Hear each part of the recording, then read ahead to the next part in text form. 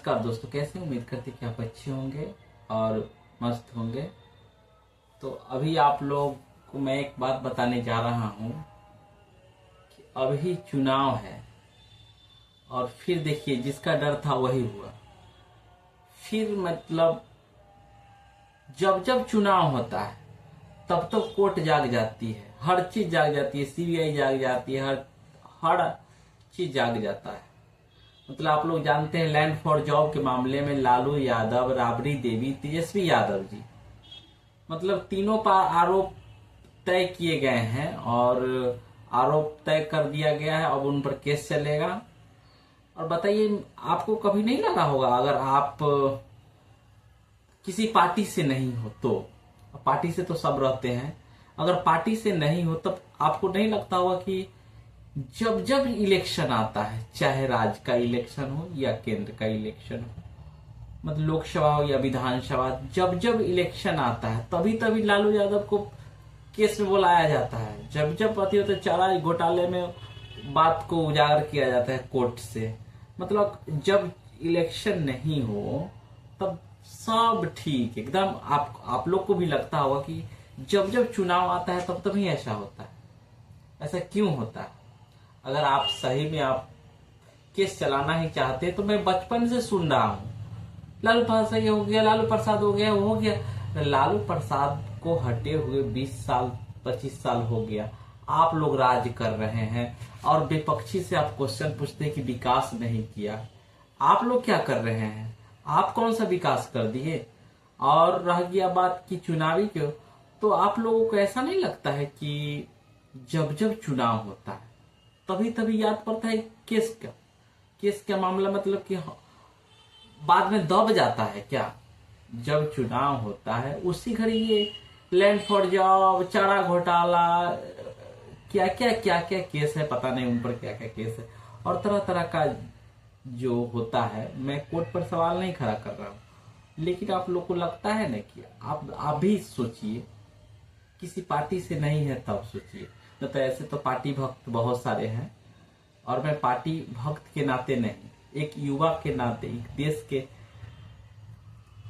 देश के नागरिक होने के नाते मैं आप लोगों से बताना चाहता हूँ कि जब जब मैं देख रहा हूँ, जब जब हम जब से अक्ल हुआ है हमको, जब जब चुनाव आया है तभी सीबीआई का छापा पड़ा है। जब जब चुनाव आया है तभी उनको केस सिद्ध हुआ है। ऐसा कभी नहीं हुआ है कि बाद में हुआ है। आपको तो ये भी हो सकता है बादों में, मतलब कि चुनाव को उससे पहले ही दे देते। कहने का मतलब कि आप जब जब चुनाव होता है तभी तभी ये सब करते हैं, यही ना कहा जाए। सीबीआई का छापा हो या कुछ चीज का छापा हो, लगातार इस तरह की घटना मैं हमेशा सुनते आ रहा हूं।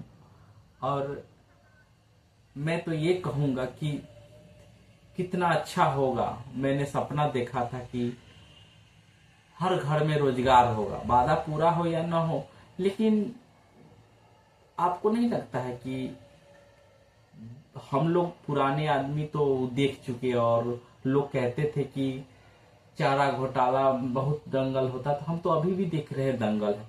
उस घड़ी के तो हम नहीं कह सकते हैं, लेकिन हम लोग इस घड़ी में भी वैसा ही है, स्थिति वैसा ही है। क्यों ना हम 20 साल से आपको दिए हैं मौका, क्यों ना फिर इनको मौका दिया जाए। अगर नहीं होता है तो मैं इनको उतार दूंगा 5 साल के बाद, तो फिर आपको जनता ही मालिक है। एक बार मौका देकर देखिए, हो सके हमारे खानदान में या हमारे आस पड़ोस में, हमारे गांव में तो एक भी नौकरी नहीं है, एक भी नौकरी नहीं है हमारे गांव में। हम लोग जिस बस्ती में रहते हैं वहां एक भी नौकरी नहीं है। और कितना अच्छा एक सपना दिया है तेजस्वी की हर घर में एक नौकरी होगा। नौकरी छोटा हो या बड़ा हो, नौकरी होता है। आज अगर नौकरी हो जाता है एक आदमी को तो उससे पूरा परिवार विकसित हो जाता है। आपको नहीं लगता है कि जब एक आपको नौकरी कर लेगा तो आपके पास पैसा हो जाएगा, छोटे मोटे रोजगार हो जाएगा, पर डे तो कमा सकते हैं ना। उससे आप अपने बच्चे को पढ़ा लिखा के अच्छे डॉक्टर, इंजीनियर हो या बैंक क्लर्क हो, हर चीज आप पढ़ा के अपने बच्चों को, आज तो पेट में खाने के लिए नहीं है बच्चे को, और शिक्षा क्या देगा। और अशिक्षित होने के नाते वो लोग भी नहीं पढ़ा पाते हैं। अगर पैसा होगा तो शिक्षित जगह जगह अच्छे अच्छे जगह पर बैठेंगे, समिति होगा उन लोगों को, तो अपना बच्चे को आगे पढ़ाने का मौका मिलेगा उनको। तो मैं तो चाहूँगा कि एक बार मौका इनको दीजिए, फिर अगर नहीं ये वादा पूरा करते तो फिर हमारे साथ हमारे पास अगले बदल दिया जाएगा। क्यों 5 साल ही की तो बात है। जब इनको हम 20 साल दे दिए, मोदी जी कहे कि हमको एक बार मौका दीजिए, हमने आपको 2 बार मौका दिया, इस लगा के 3 बार मौका दिया। अब मतलब कि अब तो आप तो कहते कि 10-10 लाख रुपया आएगा, एक आदमी को 10 लाख, पूरे घर घर में नौकरी होगा। नोटबंदी हुआ तो कहा कि भाइयों बहनों में इतना दिन को मौका दीजिए, तो बीच चौराहे पे मुझको ये कर दीजिए वो कर दीजिए। मैंने आपको मौका दिया, मैंने नहीं, सारे जनता ने मौका दिया, पूरे भारत के लोगों ने मौका दिया। क्या हम आपको नहीं लगता है कि एक बार इनको भी मौका दे दिया जाए?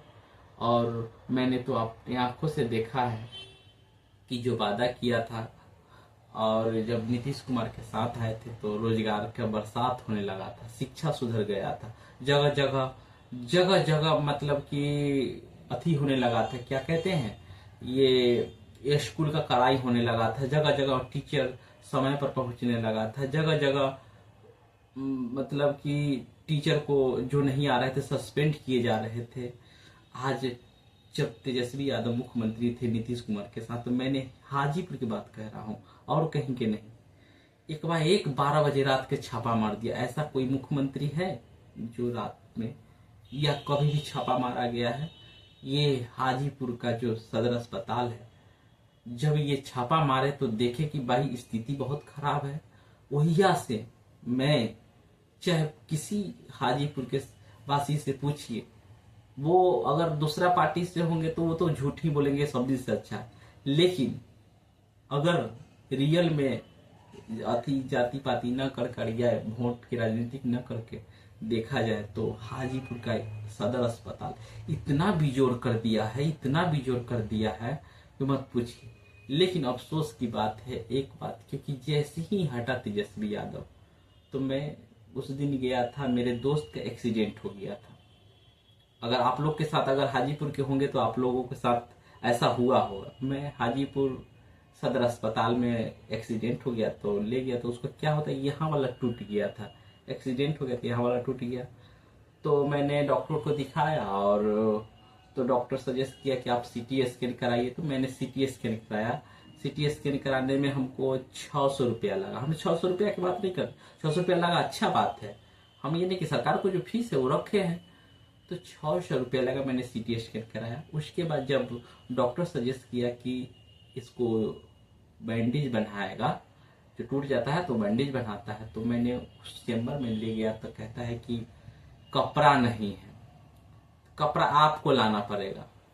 मैंने कहा कि हमको लाना पड़ेगा, क्यों? तो कपड़ा आप ही को लाना पड़ेगा। हम के भाई और मैं क्या करता, क्योंकि मेरा फ्रेंड था गंभीर रूप से घायल था। तो मैंने कहा कि मैं इस वक्त रात का समय, तो मैंने सोचा कि क्या करे नहीं करे। तो मैंने सोचा कि अभी तो हम कहाँ जा सकते हैं, आप लोग कोई उपाय करिए। चट सीना कहा कि तो कुछ पैसा लगेगा आपको, हम अति कर देंगे।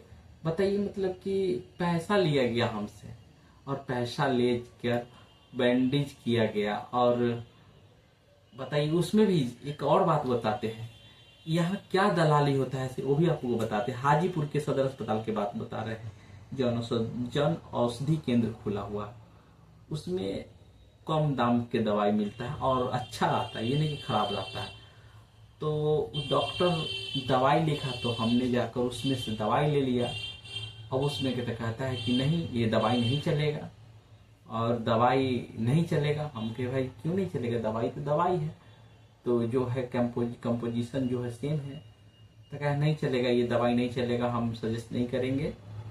तो हमको फिर वो दवा रिटर्न, क्योंकि वो दुकान बंद हो चुकी थी, तो मैंने वो दवा रख लिया घर में और फिर प्राइवेट क्लिनिक पे जाकर मैं दवाई लिया और इलाज करवाया। अब बताइए कि कैसे कहूं कि आपका राज अच्छा है, किस तरह कहूं कि आपका शासन अच्छा है। हर जगह घूसखोरी है, हर जगह हर जगह चोरी है, हर जगह डकैती है, हर जगह छिनतई है। मैं कैसे कहूँ आपका अच्छा?